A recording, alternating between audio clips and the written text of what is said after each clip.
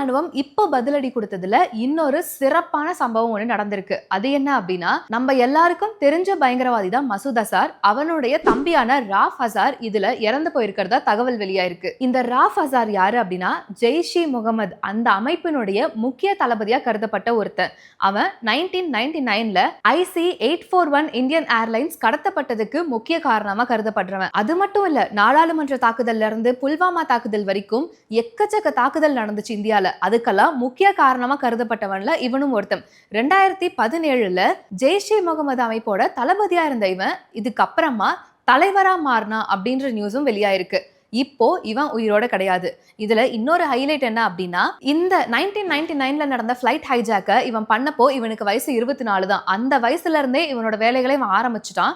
அது மட்டும் இல்லாம அப்போதைய பாகிஸ்தான் அதிபரான பர்வேஷ் முஷ்ராஃபை கொலை பண்ற திட்டத்திலையும் இவன் இருந்திருக்கான். அதுக்கப்புறமா இவங்க மொத்தமாவே தலைமறைவாயிருக்காங்க. ஜெய்ஷி முகமது அமைப்பே காணாம போயிருக்கு அப்படின்னு சொல்றாங்க.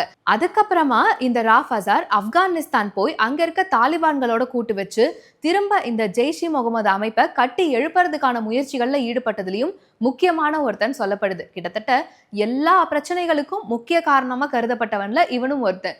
இப்போ இன்னைக்கு அவன் உயிரோட இல்ல. இந்த தாக்குதல அவன் இறந்து போயிருக்கான் அப்படிங்கிற தகவலும் வெளியாயிருக்கு. ஆல்ரெடி இந்தியா நடத்துற தாக்குதலுக்கே பதில் கொடுக்க முடியாம பாகிஸ்தான் திணறி போயிருக்காங்க. அவங்களோட ஏவுகணைகள்ல எந்த பக்கத்துல இருந்து வருது, நம்ம ரேடார் வச்சிருக்கோமே அதுவுமே வேலை செய்ய மாட்டேங்குதுன்னு சொல்லி இவ்வளவு குழப்பத்துல இருக்க பாகிஸ்தானுக்கு இன்னொரு பக்கம் புது குழப்பமும் வந்திருக்கு. பலுச்சிஸ்தான்ல இருக்க ராணுவ வீரர்களை குறி வச்சு தாக்குற ஒரு சம்பவம் நடந்திருக்கு.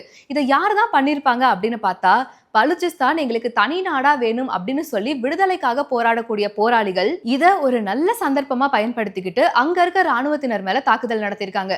இந்த பக்கத்துல இருந்து இந்தியாவோட தாக்குதல், அந்த பக்கத்துல இருந்து உள்நாட்டுக்குள்ளேயே பலுச்சிஸ்தானுக்கு போராடக்கூடிய அந்த போராளிகளோட தாக்குதல், மொத்தமா எதையுமே எதிர்கொள்ள முடியாம பாகிஸ்தான் திணறி போயிருக்கு அப்படிங்கிற தகவலும் வெளியாயிருக்கு.